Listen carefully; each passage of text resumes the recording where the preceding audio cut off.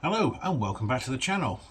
Now unfortunately my camera is still away at the repair shop, so the sound and the video may not be up to its usual sort of quality, and also I'm afraid this is a bit of a late video. We had a power cut last night and I wasn't able to do any editing. Power didn't come back on until early on in the morning. So I figure that I have done Russian, I have done American, I have done Chinese, I've done British, I've done German, I've done even Swedish, but I've done nothing French. So I present to you today the AMX13. A small tank that could be parachuted. I was light enough to do that. But we'll do the usual format. We'll do a 60-second speed build, some pics, and then we'll get into the review. So let's crack on and build.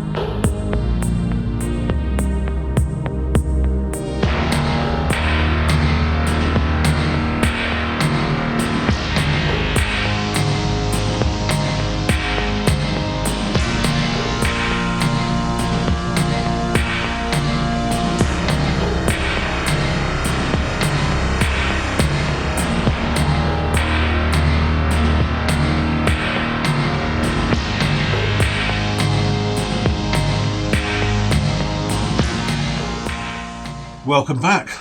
So the AMX13, now this is by a company called Brick Panda. Now Brick Panda strike me as a similar one-man band sort of company, in the same way that UU builds were for the Hetzer. Now I am also assuming that this is their own mock that they are selling and not somebody else's that they've taken from Rebrickable or somewhere like that. However, I will let you judge on that one. But first off, usual thing, the instructions. We have many pages of essentially A4 that has been printed out. To be honest, the printing is actually of a reasonable quality. Now these are both good and bad. They are bad because the sheets of paper do tend to, in my experience, move around a lot more, which can cause an issue, particularly when you have lots and lots of sections that are all crammed into the same sheet.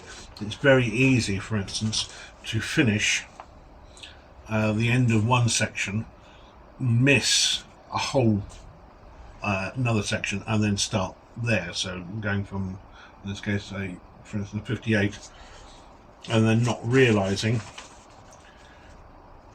that you're actually down there and that you've missed this whole section. That did happen a couple of times actually, because what, eh?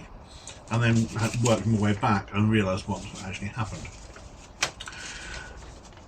They are good in that, like a lot of fairly recent instructions, they don't have a massive amount of bricks on each one. So we have 3 bricks, 2 bricks, 1 brick, 3 bricks, 2 bricks, that type of thing. So you do actually rattle through fairly quickly.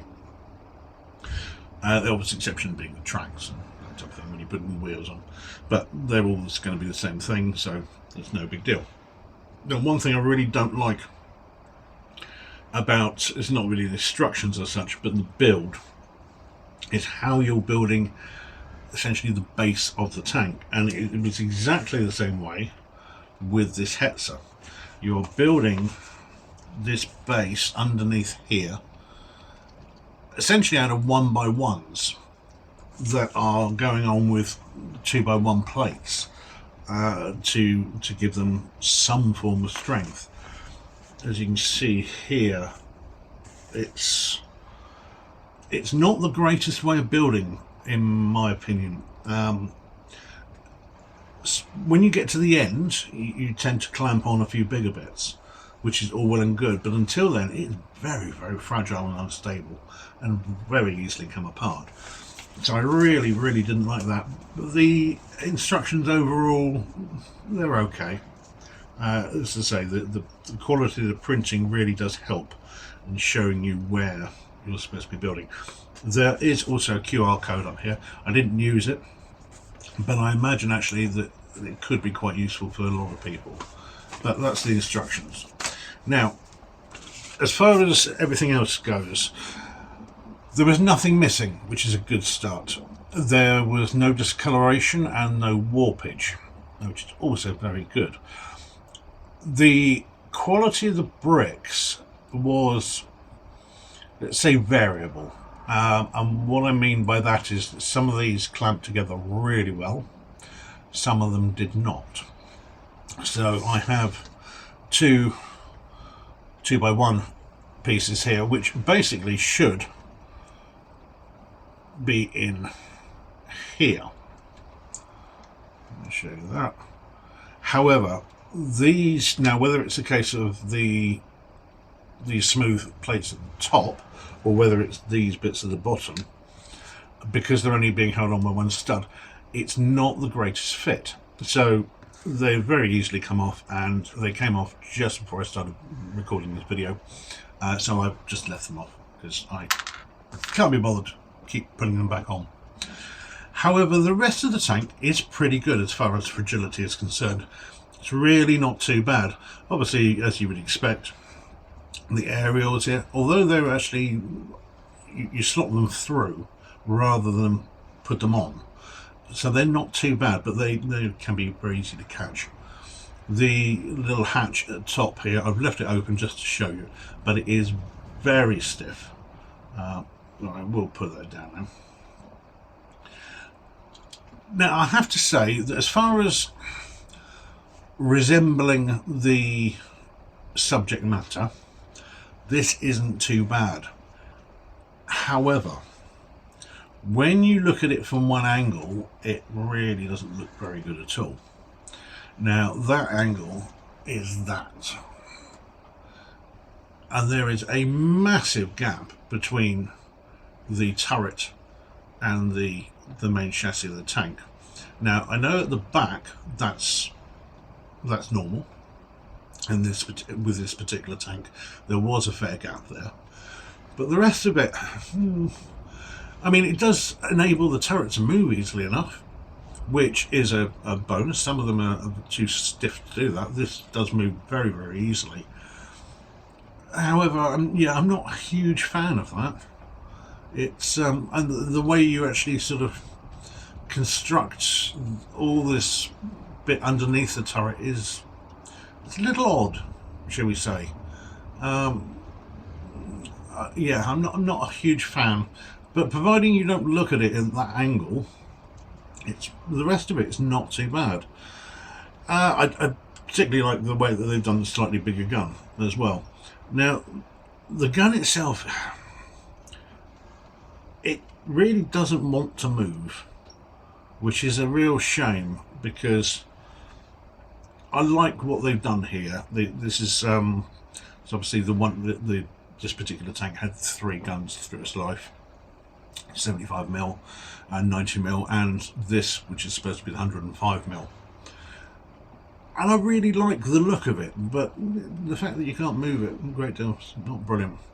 The one other thing that I really don't like about this, and again I'm going to hark back to the Hetzer here, it uses exactly the same track as the Hetzer, and unfortunately we've got exactly the same problem that I had with Hetzer.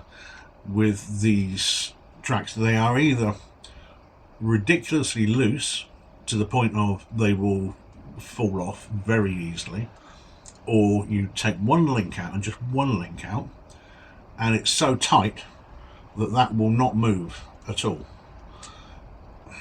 Not the greatest of things. I appreciate that sometimes, because of the dimensions of a tank, that can happen, but the fact it's happening with these two, I'm going to call them mocks, yeah, I think perhaps either some different dimensions or use some different tracks maybe, but yeah, not the greatest thing in the world. So overall, now this cost me £14.06, which in comparison to this, which was over £20, is significantly better. However, because of the limitations of this, in that as I say, the problems, that turret being quite so high and away, the little bit of inconsistency with the way the bricks grab, the fact that the track is too tight or too loose, I'm not entirely convinced by this. Now the thing is that getting French models of anything, they are fairly rare. Now I know Kobe do a few bits and pieces, but we'll ignore them for the moment. Out of the rest of the things, I think you can get a Raphael and a Mirage from somebody like Rio Bricks on the planes,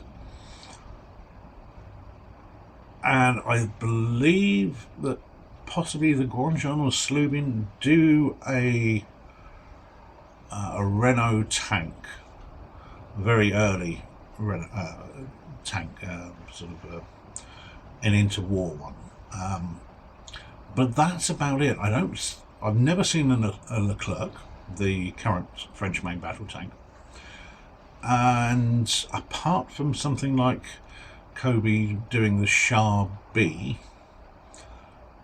there really isn't a great deal of choice. So if you want something French, it's the mock route is about your only real option.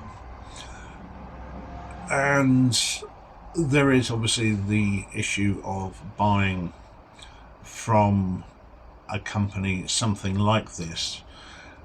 Now, I'm giving them the benefit of the doubt that this is their own mock that they're selling, rather than having taken somebody else's and trying to monetize it.